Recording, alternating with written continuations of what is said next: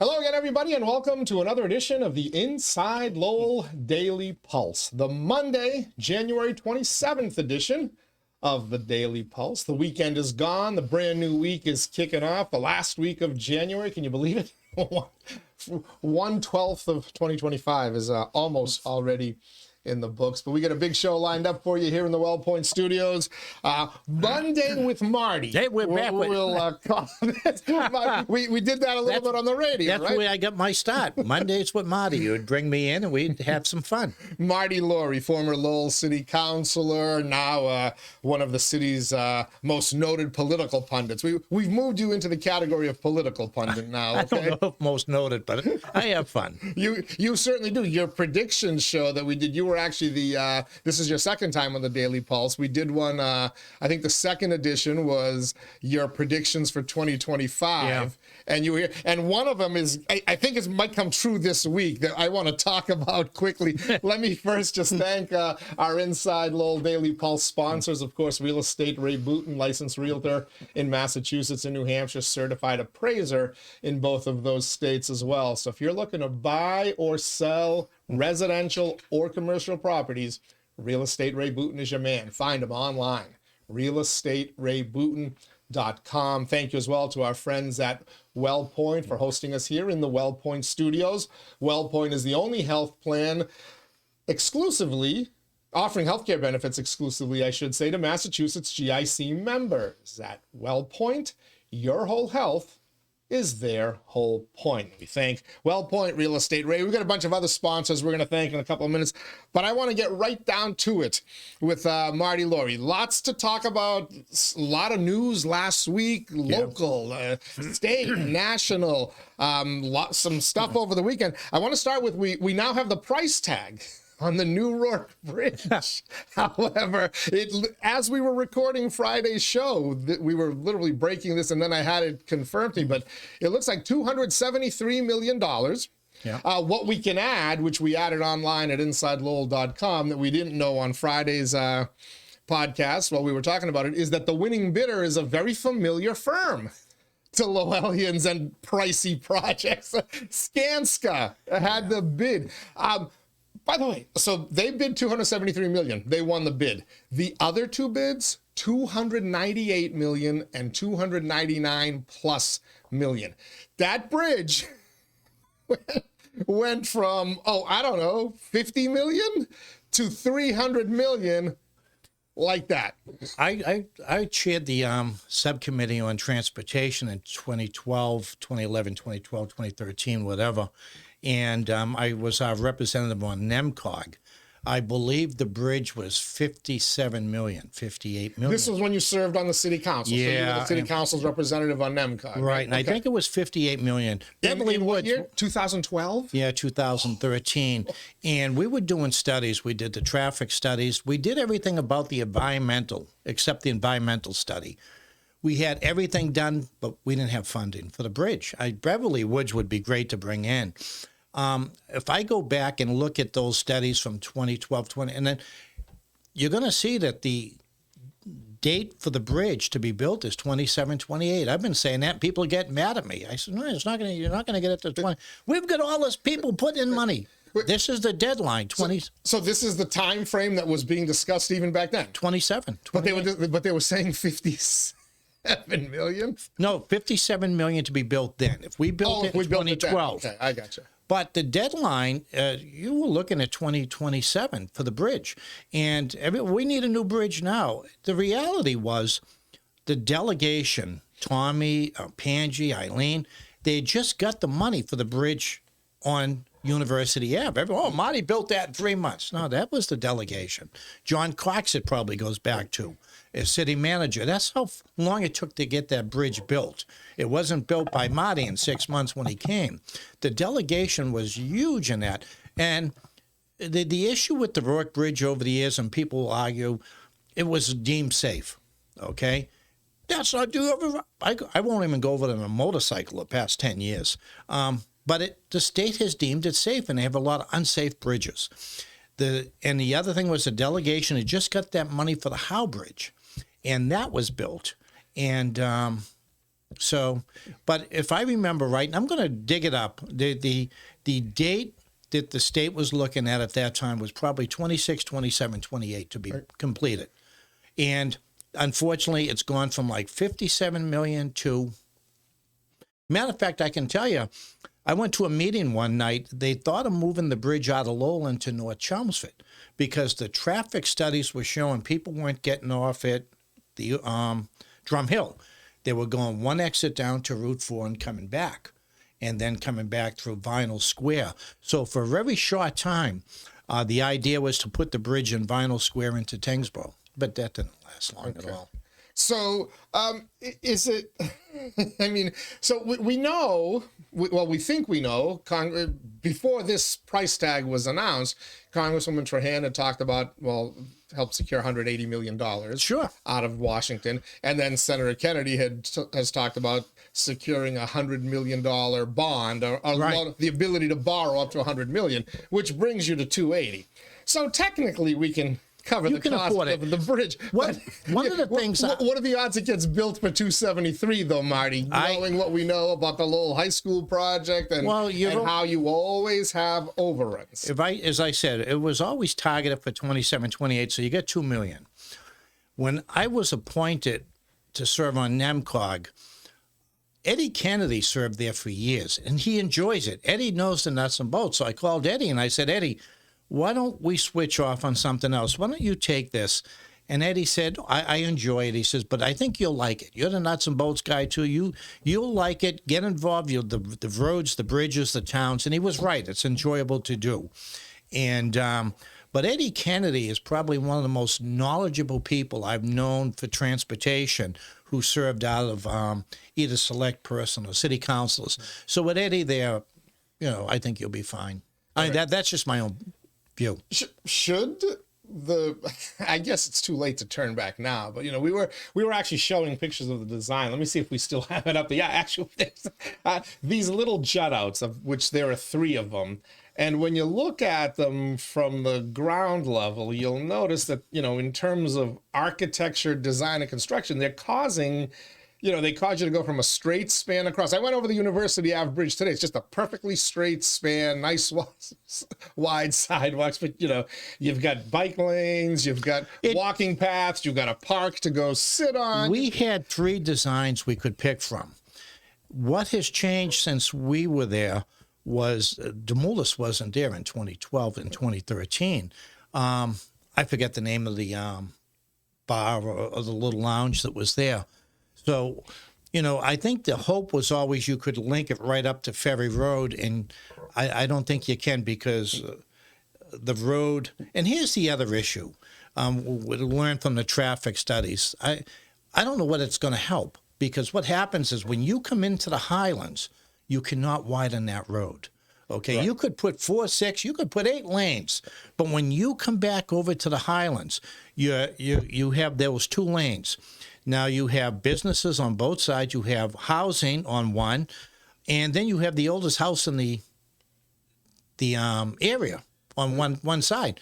You're not going to move any of that. So you're going to come from the bridge into 2 lanes, and then you're going to hit Drum Hill, which is lights. The reality is you're going to have traffic. And then on the Pawtucketville side, there's a bowling alley right there, so you can't even go straight. You either have to take a left or a right turn at the end of that bridge. So there are clearly challenges. There's environmental issues that didn't exist. Environmental issues that exist today that didn't exist when you were talking about this in 2012. No, we did the studies, and the one study that was out was the environmental issues. I don't know, it might be a salamander there or something. I forget what it is. But you have to do environmental issues. Are there smelts like they were in California where they couldn't? Yeah, Eddie was right. You get into these meetings, and it's interesting.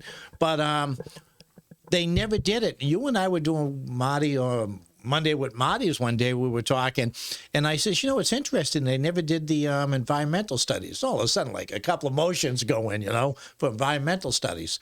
But, yeah, they hadn't been done. But in 2012, 2013, we did the traffic. We did so many studies. What they didn't have was the money to build the bridge. There was no commitment at that time. So this has been going on for years. These ideas, public hearings. But I'm going to have to go back and look if I still have the paperwork.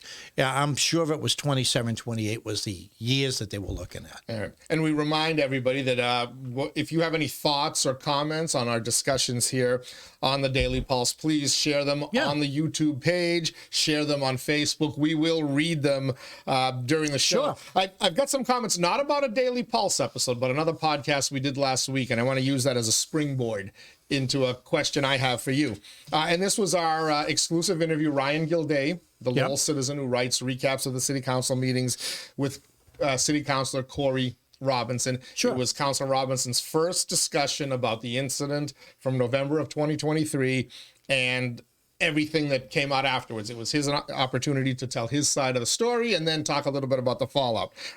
It generated a bunch of feedback, both online, but also privately. A lot of folks reached out to me. Michelle in Lowell said, I'm so glad you were finally able to tell your side about Councilor Robinson. The other Mike in Lowell said, very well handled interview by both participants. I want to double that. Ryan Gilday did a fantastic job. He did. should be doing podcasts. But as people who were said to me, I'm surprised that he did such a good interview. He's an attorney. He interviews people all the time, depositions, cross-examinations. Those are interviews. If you're prepared, you can always ask questions. Part of my radio training came from my time as a union steward and doing interviews. I've represented several people with federal agents. I always, first thing, get an attorney, and they didn't. And I had to sit through but that's where I picked up a lot of what I do now on more listening, more watching than acting. Both did a great job. And I thought Councilor Robinson handled himself pretty well. Yeah, he was on Saturday with the show. He came on with you Saturday on the radio? Yeah, he did. All right. Patrick said that was a good interview. I appreciate that they went over it in greater detail. And they did go over the case significantly. Here's my question to you, as somebody who watches this from afar, or from nearby, I should say. Yeah. Did Councilor Robinson help himself with this interview? The prevailing wisdom before, like people who were kind of talking to me, and even myself, was he probably should just leave it alone. What's the point in kind of rehashing that the case is over? He emerged victorious. I'm not even sure he's getting a challenger on the council seat. Leave it alone. Afterwards, I had a couple of people reach out to me. One in particular who was not a supporter of his, and was a step down, not step aside, after the initial reporting on it. And she said to me, and she is a mother with a daughter, and she said to me, I believe him. Yeah. Now, whether she's going to vote for him or even can, I'm not sure what district she's in now that I think about it, but I believe him. And I said to myself, maybe he did help himself after all. It's daring. One of the things you learn in politics, if you're attacked in the media, and you probably noticed you were doing the radio for so many years, is to let it lie. Once the story's over, a story has a life of usually 2 or 3 days, and then they move on. And so you just let people forget. This really dragged out. Corey's been a union steward for years, so when it comes to questions, and he's been around a long time. And so, if he helped himself, he helped himself. I really don't know. We'll know. So it's part of a bigger thing, right? Because we see a lot of this with Councilor 𝐷𝐤𝐤 and others. The saying used to be, right, never pick a fight with somebody who buys ink by the barrels. Right. Means don't get on the wrong side of the newspaper because they'll destroy you. Right. Well, as newspapers are becoming less influential, and television stations and radio stations and whatnot are becoming less influential, and even like news websites, right? Because now everybody is a news creator, right? Isn't that Elon Musk's thing? You're now the media. Yeah. So what these politicians, I think, are learning, and I think you see it with Councilor Robinson, Councilor 𝐷𝐤𝐤, and others, is before, if I wanted to get my message out to the masses, I had to go speak to the masses, knock doors, go up to large meetings, or I went to a newspaper. Right. And they published it for me. But, they would publish it edited off in TV stations. The same thing. Very rarely did you get an unedited opportunity to refute something, to state your side of the story. Now you have it. They all have Facebook pages. Most have Twitter accounts, Instagram, TikTok, whatever they have. And even like a site like mine, well, I'll publish, if somebody has something they say, I'll publish it in its entirety. I don't have space requirements or whatnot. So I think I'm still a little bit stuck in that old school thinking and thinking that he's not going to help himself. I discounted the fact that, well, he's already reached out a certain number of people and said something, and now he's able to do it on a mass level, both on his page and through this format and others. One of the things that's changed, and I'm seeing it nationally in the state and in the city, and Corey's will probably be a good, when you were attacked by the media, they got the conversation going. The Lowell Sun dictated the conversation in Lowell, and they dictated it on their terms, what their ideas were. And that's how the conversations went. Eric is very good on Facebook. Now they're going to Facebook, they're coming here, they're going on the radio. You can dictate the conversation on your terms. Very hard. The worst thing you can do in politics is let someone dictate to you or put out the idea of who you are. You can't let that happen. So now they're using Facebook, they're using the radio, but the print industry has been dying. The Globe just bought, I think, Boston Magazine, the Herald. But, you know, look at the Trump election. People don't look what they did to Trump during the elections. Fact check it. People don't believe it anymore. Well, yeah, they don't believe it. There's a lot of that with mainstream media, mass media, and whatnot. And by the way, I don't discount websites like mine from it as well. They, you know, as long as the politicians have their own vehicle to get the word out, now they can use sites like mine, others, even newspapers for that matter, to get it out to a wider audience. But if that media entity is filtering, now you've got a way to fight back on that. The Lowell Sun always dictated the conversation in the city. As far as back when I was born, that's how I grew up. They dictated the conversation, and they dictated on their terms. I think that's changing now. You can still do it. Saturday, I had Paul Rathiem on, and Michaela's dad, McCarthy. Dennis McCarthy. And when they came in, I said, "Did you guys see the Lowell Sun today?" And they said, "No." And I said, Dan Rivera wrote a letter to the editor, and he backed the city. Dan's the acting director of the CBA. And I said he backed the city council's decision to tear it down. The Smith Banker Center. And he's ready to work with them to find a developer. And I started laughing. And very smart on Dan Rivera's part. He's a smart man. Now I don't know. City manager timber at some point. I'm going to put a pause on 1 second. I just want to thank our Inside Lowell Daily Pulse sponsors. Remind you, you're watching the Inside Lowell Daily Pulse on this Monday, January 27th, 2025. Well, that's when we're recording it. You can watch it whenever you want. It drops at noon, but of course, news, information, and entertainment on your schedule, not ours. That's what Inside Lowell is all about. Thank Real Estate Ray Booten for being a sponsor of the Daily Pulse, licensed realtor and appraiser in both Massachusetts and New Hampshire. Find him online, realestaterayBooten.com. Of course, we're coming here from the WellPoint Studios at WellPoint. Your whole health is their whole point. Washington Savings Bank, banking that feels like home. Make the switch now to Washington Savings Bank. And if you make the switch now, you're not going to get this cool coffee mug that I got, but you could get a AAA roadside emergency kit. Pretty cool thing. Checking that pays you, plus you can get that emergency kit. TMI Properties, quality and value at every price point. Find your perfect space with TMI. Mahoney Oil, providing warmth and protection to Greater Lowell and Southern New Hampshire for a century, 100 years, since 1925. The Greater Lowell Community Foundation, the newest member of the Inside Lowell family, improving the quality of life in Greater Lowell through impactful, strategic philanthropy.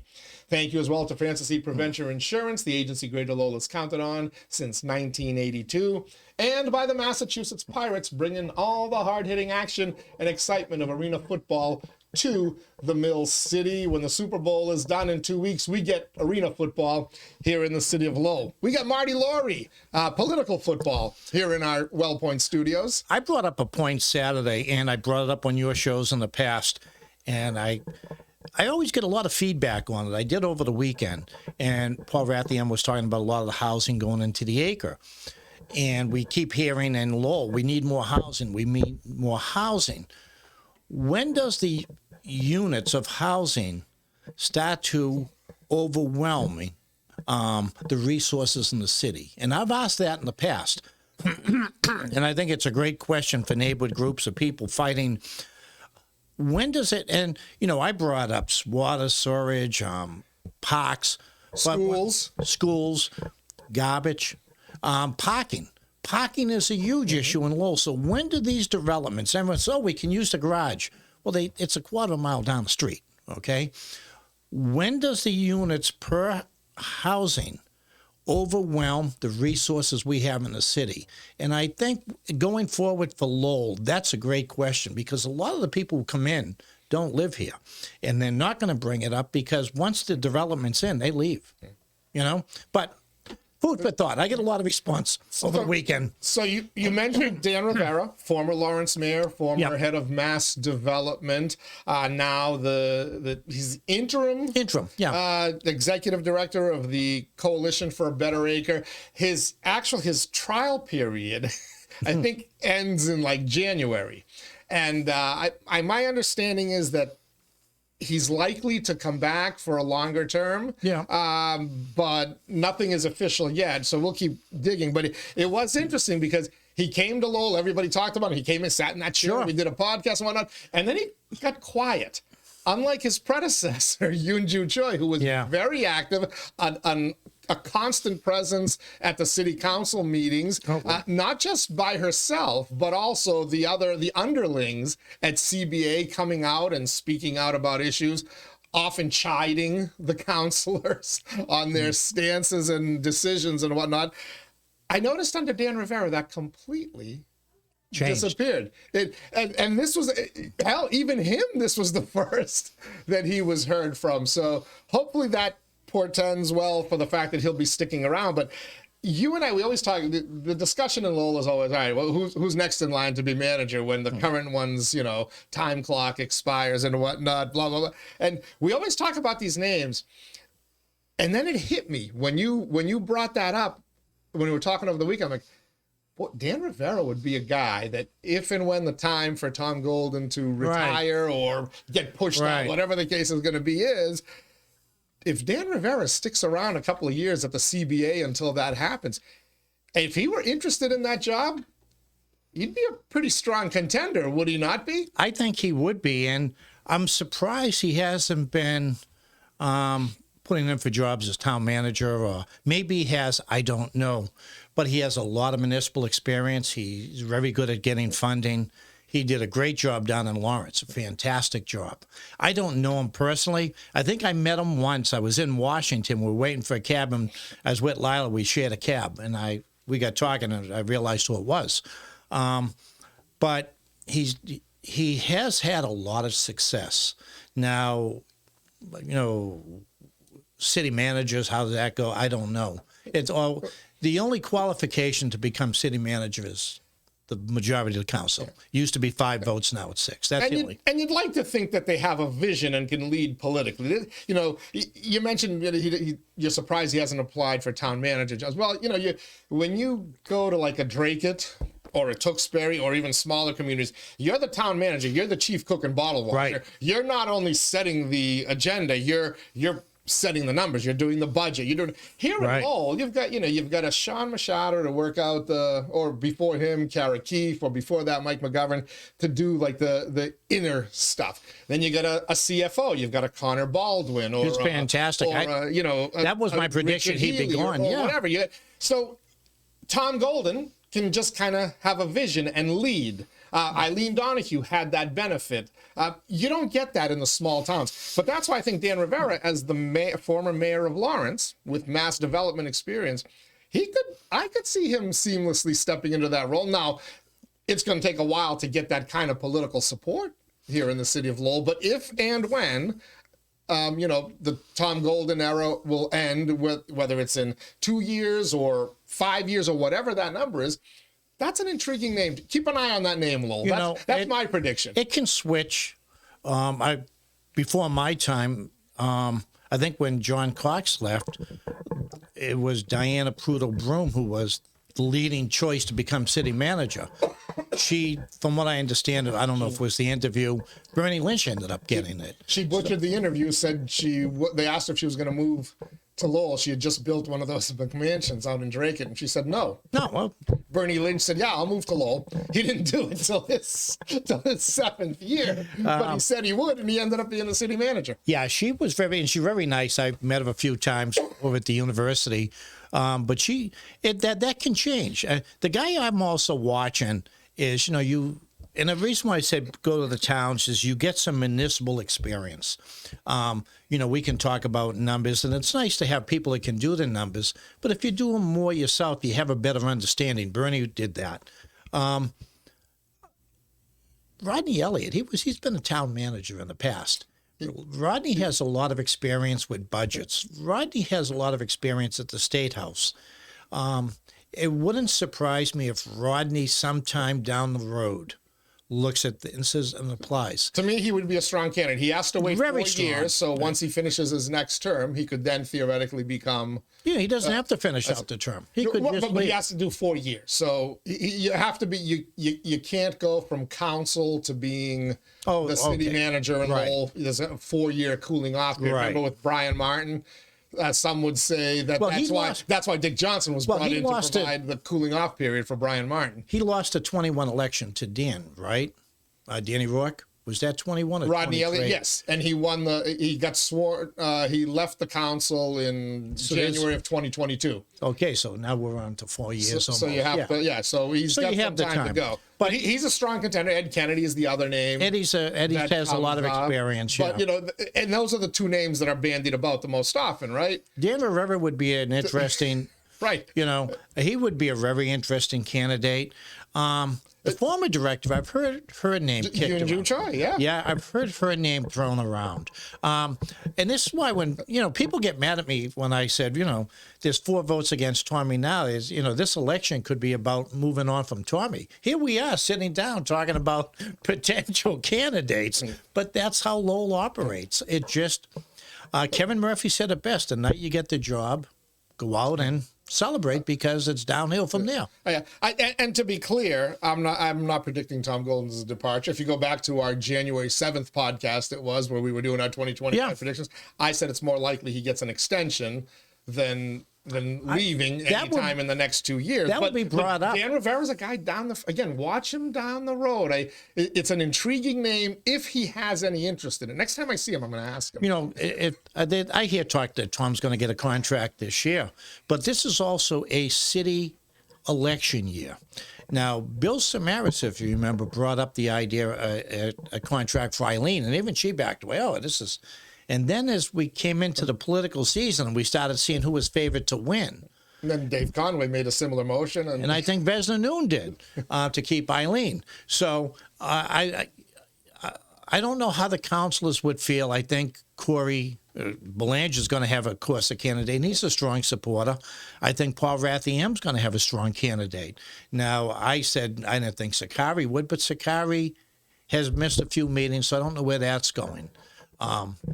It's going to be interesting, but I don't know if there's going to be an appetite by the council in an election year to give a contract, because he's got, 2 years left, Tommy? Yeah, I think it was a 5-year deal. Yeah, so he's got 2 years left, so why rush it?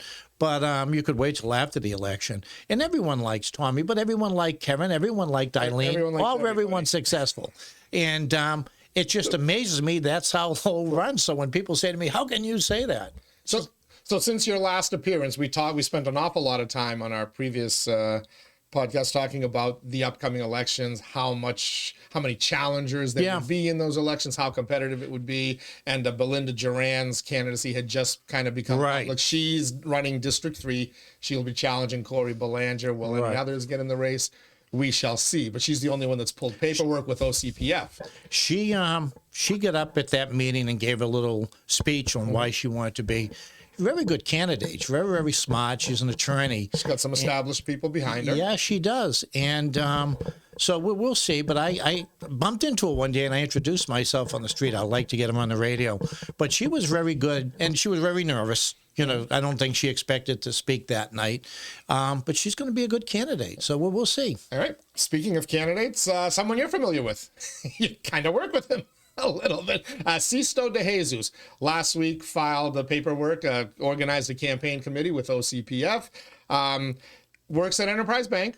He's been the board chair of the Coalition for a Better Acre since 2017, I believe. I have to go back to my news story that we put out there about him. Pulled paperwork. Nobody knows if he's running for district, Yeah, I don't know. which I believe he lives in District 5 now. That's South Lowell. South Lowell and Back Central, Kim Scott always tells me. Right. She says, don't forget Back Central. Okay, Kim, I didn't forget Back Central. There you go. But that's where he lives now, Bowden Street, where a couple of folks that I know live. Yeah. Jeff Thomas, a family that's worked, the kids have worked for me forever. But I tried to do a Google search to learn a little bit more about him and saw that politically in 2021, he was endorsing Dave Willett in that race against Paul Ratayem and saying he's proudly an Acre resident for, I think he said close to 20 years or whatever that number was. So if he moved to South Lowell, it's been recent, Right. right? Within the last couple of years. Are there enough roots in that neighborhood to unseat an incumbent that won overwhelmingly twice now? But to be clear, he has not said whether he's running at large or in that district. And when I asked him, he said, we'll have more details when the time comes. So maybe that's something that he's kind of looking at. Where is he? That's a personal decision. I don't know who's going to run citywide right now. You're looking, I'm sure, with Vesna, Rita, and Eric. Yep. So I don't know if... And there's a kid, Ricky Thatch, that has organized paperwork. Right, He told me he's running at large. Okay. But there are some who are now saying he may run against Paul Ratayem in the Acre. Okay, yeah. So... I mean, what do you know about 𝐈𝐧𝐬𝐢𝐝 de Jesus, and what kind of a counselor would he be if he's elected? Well, let him define himself. A little while ago, I said the first thing you can do is be defined. 𝐈𝐧𝐬𝐢𝐝's a great guy. I'll go there. He's just a great guy. He's been on a few of the boards in the city, I believe. He's very active. A very visible presence at pretty much every fundraiser going on. Not just the CBA stuff, but every other nonprofit. Very active in the city, and nice guy, great guy, very professional. But I'll let 𝐈𝐧𝐬𝐢𝐝 define himself. Right. And again, we reached out to him. Everything I say is positive. Anything I would say is positive. What I've seen, exactly which is a nice guy. I have no knowledge of him politically or whatever. And when we reached out, he said more details as it comes. Sure. We'll have to. He's going to define himself. He's not going to let us. It's only define January, him. Teddy. I remember the last time I ran, we were talking. I said to you, I'm going to run. And you said, do you want to come on the radio? I said, sure, go on now. And it was only January. And even you were saying, well, geez, isn't it kind of early? You know, I'll just put it out there. No, these campaigns are starting early. That you have to. They're starting. It used to be. Friend Danielle McFadden declared in November that she was running for school committee. Right. It used to be St. Patrick's Day, but now it seems to have rolled back.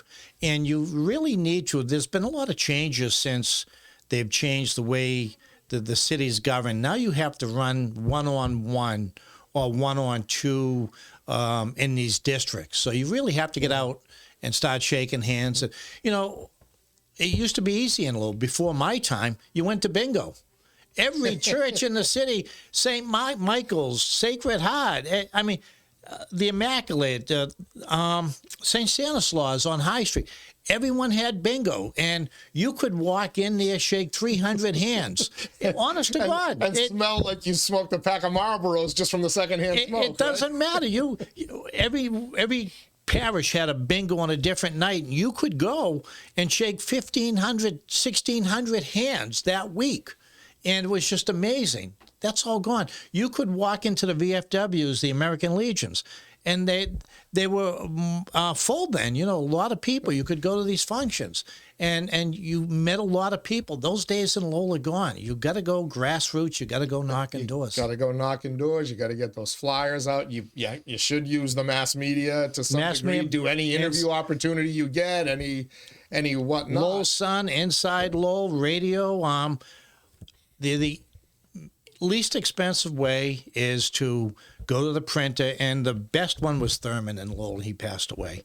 And go to the printer, get it all done, especially districts, knocking doors. You can knock doors 2-3 times in each district. So, and that was the point. That was the selling point, right? Remember we had a vote to decide whether we preferred district representation with a hybrid of some at-large seats versus ranked choice voting, right? Which was brought up over the weekend, and ranked vote stealing, as I like to call it. But overwhelmingly, people chose districts. But you were, and I remember you were the first, and you did it on my radio show to say, be careful what you wish for, you just might get it, because rather than increase participation with candidates and with voters, you might end up eventually discouraging it, because you would get quote unquote ward bosses in the most negative term, but popular councilors who delivered for their constituents and are basically unbeatable as long as they want to run.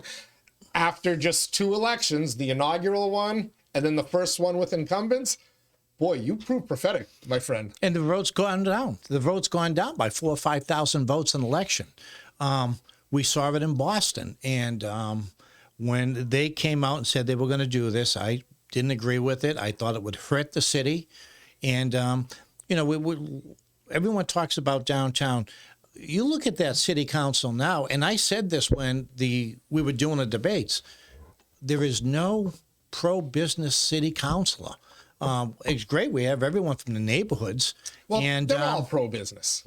But I mean an advocate. Has a business background. Not an advocate. Right? Not an Eileen Donahue. Not a Billy Mott. Not a Milanazzo. Yeah. Now you have the Corey Belanger, John Dakota used to be, bar owners, tavern owners, restaurant owners. They all support business. Yes. But what I'm saying is you don't have that person who, the Eileen Donahue, the Jimmy Milanazzo, the Billy Martin, Dick Howe, Richard Howe, who was, a real advocate for the business and understood it. I don't think they do. I didn't. When I was on, it was Billy Martin and Joe Mendonça. Well, that's an interesting thought. I mean, they've taken tremendous measures, whoever the councils are, to try to help business and economic development in the city. Support and leadership are 2 different things. Right. When you say the names Jim Milanazzo, you're talking about somebody who, there was a lot of connections there with the Lowell plan and the LDFC and whatnot. Bill Martin, I believe. Yeah. Similarly, kind of looking at it from the helicopter view, looking down. Absolutely. Now you've got people down at the street level doing it as well. But I mean, that doesn't seem to be a problem. If you look at, and it could be just pure luck, right? For the city of Lowell, UMass Lowell striking gold with the Link project. That's UMass Lowell. Right. But now this front-runner city thing that folks I think are falling asleep on. You don't hear too much talk, but you could be potentially talking about $1 billion plus. Tell me when you get it. And that's through the UN. Correct. So you tell me when it comes. I mean, dreams are one thing, but I'm told it's coming by the spring. Shovels, and we'll see. We'll see. And where's it going to go? All over the city, from what my understanding is, from what I've been digging. That to me, that sounds. And you're right. UMass Lowell, Link was UMass Lowell. You couldn't really brag about it if you were Lowell, but front-runner city, you can brag about this council, this mayor, this city manager. I hope it comes and were able to convince people to come here and try what they did in Toronto, in Lowell. When I see the shovels and picks, I'll believe it. So you're not believing in it. You're a doubter. Yeah, I hope. I've just seen it happen in Lowell too many times. I've seen it happen in cities and towns in Massachusetts. These ideas come in and they don't happen. We were talking Hamilton Canal. We were talking Saturday. Thank you for saying. I'm the guy who's had the football pulled away from me by Lucy multiple times. Okay. And it's almost always at Hamilton Canal. And I always keep hearing housing. Well, what about jobs? What about business? We have a lot of, Lowell's always been an immigrant city. We need housing. They need jobs. They need good paying jobs. When I was younger, we had Prince Macaroni, Joan Fair. All these people came and they walked to work. They worked. You need jobs where you can bring up a family with benefits, good paying jobs. I see them running buses. They're talking running buses to Burlington at 1 o'clock in the service industry. You're not going to, they're good. They're great jobs to have, but you know what? You need jobs with benefits. You need companies to come in to help people uplift themselves. Well, that's where the link is. You're talking about AI. You're talking about biomeds. You're talking about technology, robotics. The Link Project's bringing a ton of those there. If it happens, I'm not sure the front runner city thing necessarily ties into that, but I think you combine the two together, and there's a lot of promise. But as you said, until you get the shovels in the ground. There's two things that you really have to look at and that I've learned over the years. And one is the incubator companies. And we've had M2D2 here, which, I don't think the city has worked with the university enough. If you draw a line from Hartford, Connecticut, say Portland, out, we probably have more incubators in New England than anywhere else in the world through the colleges. Mm-hmm. We need to tap into that. The other thing you need is land. And that's one of the reasons. It's not leadership. It's not the council. Where is this going to go? And you're saying all over the city. Well, what apartments are you going to take? Well, that's where it really gets tough, is going into a neighborhood and convincing a neighborhood, we're going to put businesses in here and we're going to take down housing. And I've said earlier, when does housing overrun what you have in the city, the resources? It's going to be interesting, but outside of Hamilton Canal, it started when I was on Lincoln Street corridor, but those are privately owned businesses, and that's what I saw when I was on the council. They talked about the Lincoln Street plan. Those are all privately owned businesses, successful, small but successful. What do you do? That's a tough decision.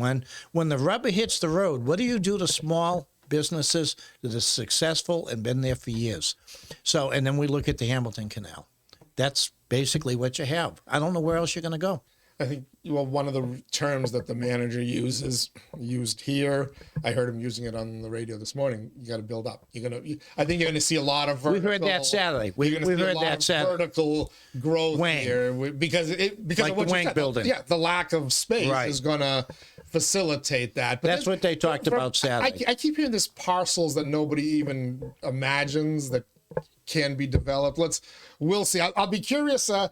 Somewhere between mid-February and mid-March, we're supposed to see this memorandum of understanding between the manager and the UN. I hope it happens, but like I said, not just Lowell. It's cities and towns. You see these ideas come in, but it's resources, it's land. Land is huge. So land always is.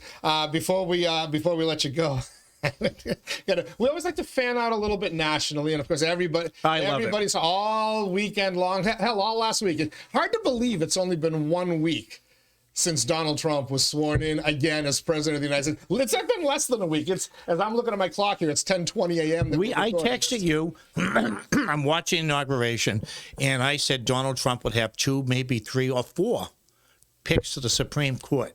And we were laughing about it. I'm watching the national news and I'm watching the national stations. It might have been NBC. And Donald Trump will have at least 2 to 4. And I'm saying, I wonder if they watch the podcast. He is going to have a huge imprint. Everybody's watching Inside Lowell, Marty. But the discussion that has between the confirmation hearings and the initial shock of the executive order and whatnot, immigration. ICE, immigration. You're seeing people lose their mind. My understanding is that last week, Lowell Public Schools sent out guidance about what to do when ICE agents, if ICE agents come knocking, which, by the way, are they really going to schools? There was a fake story out of Chicago. They always turn out fake, that there were ICE agents that had gone into a school in Chicago. And then all of a sudden the school district and the mayor came out and said, no, they were actually Secret Service agents that were there because of a TikTok threat. Okay. Yeah. Okay. But to our knowledge, no ICE agents have come. But advocates are great. They're very good at what they do, and they're going to define Donald Trump's policies. Yeah. Well, they think they are. They did in 2017. They did, and they're going to try. It didn't work very well. And I got a hunch that what they've done, someday ICE agents aren't going to go to schools. And nobody's going to believe it because you can only cry wolf so many times. And quite frankly, I believe nothing that I hear. I'm waiting to hear from official sources. And, you know, when ICE will let you know, they're not hiding. Last night, they were popping videos out on Twitter of Dr. Phil. He went along for a ride around with Tom Homan, arresting people. They got some poor guy from Vietnam, and they're literally, Dr. Phil's doing an interview with him while he's in cuffs on camera. But Lowell schools issue guidance. I understand the hospitals are issuing guidance to their employees. The NGOs, the non-government entities, the lefty advocacy groups and political action committees. Is there any difference between an NGO and a lefty political action committee at this point? Where does that line get blurred? There's no difference if you look at it. My question has been, if, say, the Lowell police have a warrant for an arrest of a Low-High student, and they go, I don't know if they go there or not. I don't know what the Lowell police do. Do you turn them down? Do you say, oh, no? If they have a warrant, listen, when there's a bomb threat or there's a suspected gun threat, the police swarm, get in there in the building, they bring the bomb sniffing dogs and whatnot. Why is this any different? Why are you going to say no to ICE? And how do you think the parents feel? You have someone, if they're coming in, they have a warrant for someone's arrest. Right now, everyone they're picking up has a criminal record. So now you have a parent at Low High, well, or any school in the country, and they refuse to let them in to make an arrest. How would you feel if your child is going to school there, you know? And I don't know what the Lowell police does. I haven't heard them going into schools. You're going to hear the extreme. Can we worry about this when you actually get them really going into a school? But the overall thought process is where I'm going. You've had a city councilor, I believe, in Revere come up and speak. You've had certain state reps, state senators, and whatnot speak. You saw Maura Healey back off, though, pretty quickly last week, right? Oh, yeah. Because she was the chief law enforcement official for Massachusetts. She's technically Attorney General, too, yeah. She's above the Attorney General, right. but she was Attorney General, and now she's the governor. And she quickly backed off because it's one thing to talk politics, talk hypotheticals. If you interfere with them, you made this prediction back on January 7th. You said somebody is getting arrested, and there's a very good chance Massachusetts will be the first place that some government official or some woke organizational CEO is going to get arrested for impeding a law enforcement action. And whether you like it or not, an ICE action is a federal law enforcement action. I would be very hesitant to impede them. You don't have to go ratting people out, but they show up with warrants. My advice to folks is your freedom isn't worth the woke, you know. If they showed up at my house, they're coming in with a warrant. You'd have probably called them if they showed up at your house. From what I've read, the governor, the president has already sent out a directive to federal law enforcement. If anyone impedes, arrest. That's my understanding of what's been said. They're looking to make an example very early on, right? Now, down in New York, Assemblywoman, I think it's Cruz, she said 60% of her district is, people from other countries. And illegal or I don't know. Or just immigrants overall? Just immigrants, yeah. And I don't know if she's concerned if they're illegally. I don't know. But she's putting a lot. The problem is if you're a public servant, you're not an elected official, you work at a school or you work, and I can't let you in because we have a city charter or we have a state charter that says I don't have to. You're going to jail. They're gonna lock you up. Yep. And good luck to you. I'd say it's not. I'm not getting involved. I would say it's not worth it. Let the presidents of the hospitals or the schools or whoever come down, making the big money. Let them come down. Let them do it and deal with it. Because we talked about this off air. I know with hospitals, and again, nobody's gone into a hospital and arrested anybody, and I doubt that they're going to. But if you've got somebody who shows up at a hospital with a gunshot wound, right, and the police and they end up needing care, if the police show up to the emergency room saying we want to enter, this person's wanted in a drive-by shooting, you're going to let them in, and they're going to interview. You don't send them out the back door. Right, exactly. I don't think that judge in Massachusetts who held someone and let them go out a back door would do it again. Matter of fact, I was reading. That I wish that judge would, because I'd like to see that judge get arrested. I guess the Massachusetts bar, or the Massachusetts justice, the judges are reviewing that case to take action. Donald Trump this week sent, I don't know how many planes down to Colombia, and they said, we're not taking them. Well, they're taking them now. They've reached an agreement last night. They're sending the president's plane to come get them. Oh, they're 25% tax, and leading my favorite congresswoman, abundance of caution, AOC, Alexandria Ocasio-Cortez, to say they all do. Your coffee prices are going to skyrocket in America. Right after Ana Navarro told everybody that we get most of our roses from Colombia too, so our Valentine's Day is going to get. I saw Ed Markey on TV, and I don't know if he was talking about immigration, but he was I forget what he was talking about. But Ed gets all excited and he bounces up and down. And when I did legislative work, we had the best delegation in the country, and but he was talking about weaponization, and I'm saying, don't let him use that word. If I'm on that. They've been the Democrats use that word all through the election, and they got smoked. Now, do I think Donald Trump has a mandate? No. A mandate was 1972, Nixon won 49 states. 1984, Reagan won, I forget how many Senate seats and House seats. That's a mandate. The Republicans slid by in the Senate, and they slid by in the House. I don't think that's a mandate, so... However, the immigration But issue, I want to use the word weaponization. Right. It didn't work. To me, the immigration issue is the wrong issue to fight. If you're part of the resistance 2.0, why are you going to fight on immigration? It's not like this is a new issue. This was the central part of his very first issue in 2015 when he came down that escalator, and he won. It was a central part of it. He told you what he's going to do. He said, day one, we're going to start deporting the millions of criminals, start with the criminals. And he told everybody, and he won. And he won the popular vote, which no Republican has done since George W. Bush in 2004.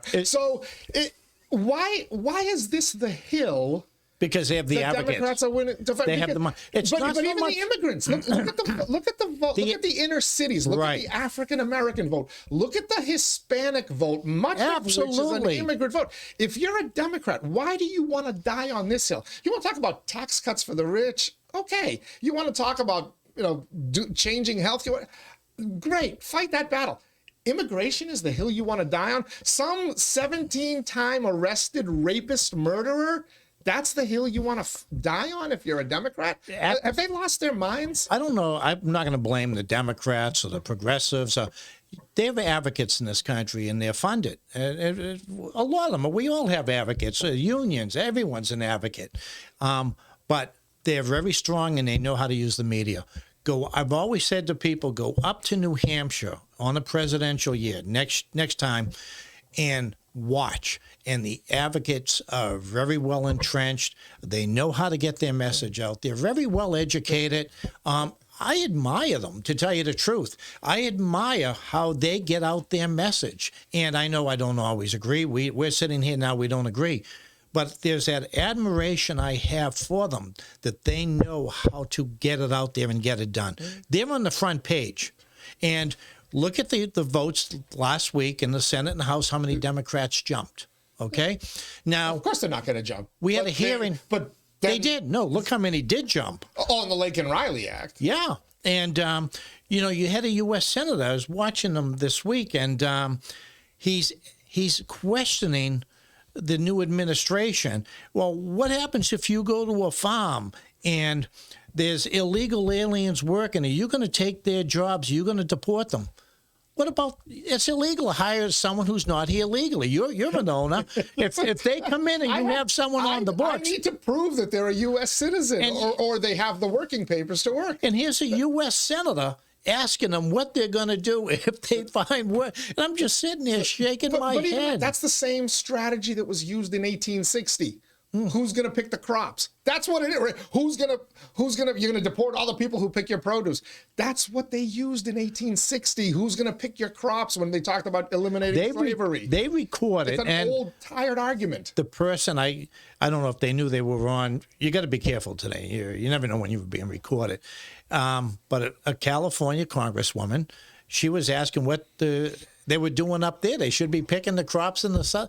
And I'm saying to myself, those are unskilled labor jobs. But, I was just surprised that the person came out and said that. So I'm going to end it on this question for you, because somebody raised this over the weekend. I said, you know what? I'm glad Trump lost in 2020. Yeah. Because he'd be gone now. For all you Democrats out there who did what worked tirelessly to defeat him in 2020, he came back despite everything you did, multiple impeachments, lawfare. He came back, and he's more popular now than before, but he's also focused. In 2017, he stepped in there and he let the swamp come in. He was unorganized. This time he came in organized from day one, started making changes, and he surrounded himself with loyalists. He's learned his lessons from last time, where there were people sabotaging his agenda from within, okay? And whether you applaud that or not, great, but he said, this time I'm surrounding myself with my people. They will do what I say. They will not look to sabotage me. And in just 1 week, you've seen those results. So to the resistance out there, did you screw up by not letting him win? Because you'd be done with him now. I don't know. They were doing he was on last week when he was signing the different programs, and someone asked him a question that was really meant to set him off, and he didn't bite. Really? Did that happen? Really? Oh, geez, we'll look into that. We'll get back. He's smarter than he was before. And he's got Caroline Leavitt. Don't underestimate Caroline Leavitt. A good buddy of mine told me she's too young. She's not going to last more than 6 months in that job. Well, she ran for Congress up in New Hampshire. And I did meet someone locally who knows her brother and her. And I said months ago, she's going to end up the press secretary. So when I ran into the person, boy, you hit that right on the head. She's brilliant. She's actually very good. She's combative, but she knows how to be combative with the media. They're all if you look, compare the congressional, the cabinet appointment hearings and stuff from 2017 to today. These folks, Hegseth, Bondi, they're just, when they're being attacked, right, and being told what they think, they're giving it right back. They don't care. There was a meme I saw yesterday that said the Trump administration is acting like somebody who's been impeached, tried, and smeared, and they now have zero fucks to give, was how it was worded. And I'm like, that's how the appointees, that's how the nominees are acting too. When I was doing legislative work, I've always heard that the best staffs were at Ted Kennedy, Senator Ted, phenomenal staff. And that was led by the guy who runs the Democratic Party now in the state here. He ran for district attorney. He also ran for lieutenant governor. His name escapes me. The other staff that was probably the best was Marty Meehan. Marty Meehan on the Hill probably had the best staff. So if you surround yourself with good people, and Marty, well, just look at Marty at the universities, and they had the best staffs, from what I was told, on the Hill, and how successful they both were, so. All right. And I think Donald Trump, if he keeps it up, he has to stay out of the fight. He has to do what he did last week. Oh, really? Geez, I didn't. We'll get back to that. I think as we sit here on Monday, January 27th, 2025, your prediction from January 7th that we were going to see an official get arrested. Yeah, that's going to come. I think it's imminent. Here's the question: is it Massachusetts or California where it happens first? What I feel bad for is it the person who's an elected official who is directing these actions, or is it a poor civil servant who's now being told, this is what you got to do? And that's who I feel bad for, if it's a civil servant who gets. But someone's going. All right, we'll do this again. And we got to always fun. Monday. We got to get this Monday with Marty theme going back, okay? Always fun, Teddy. All right. you just got to stay positive. I think there's so much going for Lowell, but I think, as I said, this program they want to bring in, money is one thing, land, and Lowell has really no land. Hamilton Canal, you can build up if you want, but Lowell is just, we're pushed in. We don't have a lot of open space. All right. Hopefully next time we chat, we'll have even more information. Thank you so much. Thank you. Marty, Lorrey. Thank all of you for joining us as well on the Inside Lowell Daily Pulse. It drops every day at noon, but as we like to say, you can watch it on your schedule, not ours. Tomorrow, we're going to be joined by State Representative Rodney Elliott, get a little bit more into the Rourke Bridge and some other issues. He actually wrote a very strong op-ed in opposition of the MIAA's decision not to allow flag football as a girls' sport to become part of high school athletics. On Wednesday, a little bit of a change in schedule. We're going to be joined by City Councilor Vice Mayor Paul Ratayem. He's got a couple of motions about Smith Baker on Tuesday. We'll talk to him about this whole situation. Thursday, Danielle McFadden, Madame President from the Greater Lowell Chamber of Commerce, will join us, and along with the usual insanity that I try to drag her into, we're going to talk a little bit about her school committee candidacy as well, see where she stands on the issues, give people a little flavor of where she is and how she would serve if she is elected as a school committee member. And then on Friday, Jo Marie Buckley from the town of Tewksbury will join us. So a big week of the Daily Pulse podcast plan. Till tomorrow, everybody stay warm and stay safe. I am.